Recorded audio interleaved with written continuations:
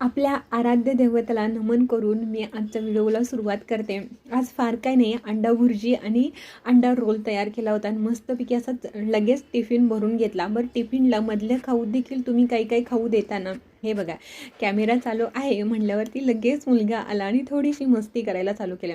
खरंच बरं वाटतं, आपणाला देखील विरंगुळा वाटतो की किचनमध्ये असं कोणीतरी हळूच आलं तर।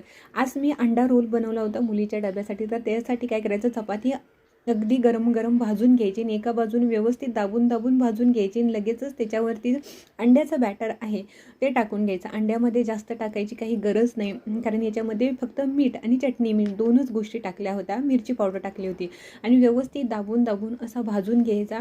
आतला अंडा अगदी सहज भाजलं जातं, मनामध्ये शंकेचा काहीच वाव राहत नाही।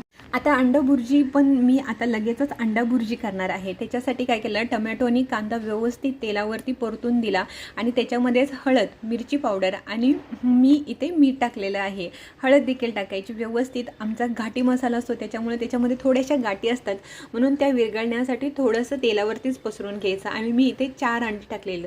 अंडी टाकली की लगेचच मिक्स करायला सुरुवात करायची आणि बघा, काही मिनिटातच आपली अंडा भुर्जी आहे ती तयार होते। आणि ही कोथिंबीर आहे ना, ती असे म्हणतात की असेच फेकेच मारणे का, तर तसंच फेकूनच मारायची आणि मस्तपैकी अशी काही मिनिटात तयार होते आपली अंडा भुर्जी।